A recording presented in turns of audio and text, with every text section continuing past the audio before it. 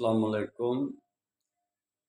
ظاہر اور باطن کا علم انسان کے اندر پہلے سے ہی موجود ہے۔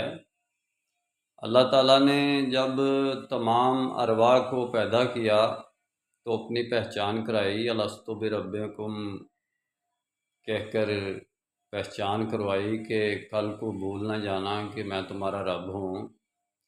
تو قیامت کے دن بھی روز محشر اللہ تعالیٰ اپنی پنڈلی دکھائیں گے اور دکھائیں گے کہ میں وہی رب ہوں جس نے عالم ارواح میں پہچان کرائی تھی۔ سارے پہچان جائیں گے کہ یہی ہمارا رب ہے۔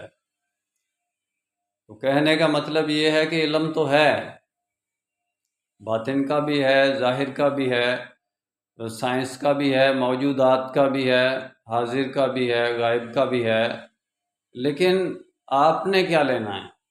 لیس للانسان الا ما سعی، انسان کے لیے وہی کچھ ہے جس کی وہ کوشش کرتا ہے۔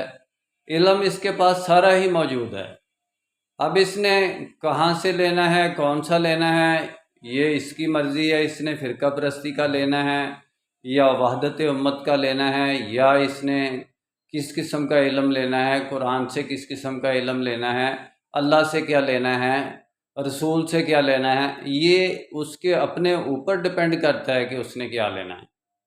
علم سارے کا سارا انسان کے اندر اللہ تعالیٰ نے اپنا خلیفہ بنا کے بھیجا ہے، سارا علم اسے دے کے بھیجا ہے۔ یہ اندھا نہیں ہے۔ الہمہا فجورہا و تقواہا، اس کی نیکی اور اس کی بدی اللہ تعالیٰ نے اس کے اوپر الہام کی ہوئی ہے وحی کی بجائے، یعنی کہ وحی کی بجائے ایک دوسرا سلسلہ الہام کا ہے۔ تو یہ تو قرآن کہتا ہے الہمہا فجورہا و تقواہا، میں کوئی یہ نہیں کہہ رہا کہ میرے اوپر کوئی باتیں الہام ہو رہی، میں نے تو کبھی یہ کہا ہی نہیں، کچھ بھی اس قسم کی باتیں میں کرتا ہی نہیں ہوں۔ میں تو گراؤنڈ ریئلٹی کی بات کرتا ہوں۔ میں باطن کا علم بھی رکھتا ہوں، لیکن باطن کی میں نے بڑی پریکٹس کی ہے، بڑا علم حاصل کیا ہے، رکھتا ہوں، لیکن میں نے کبھی یہ نہیں کہا کہ یعنی کہ میں باطن کی بنیاد پر ظاہر پر چلوں۔ میں ظاہر کی بنیاد پر چلتا ہوں، باطن میرے ساتھ تعاون کرے، ٹھیک ہے، کرے، جتنا کر سکتا ہے کرے۔ باطن کا علم الگ ہے، ظاہر کا علم الگ ہے۔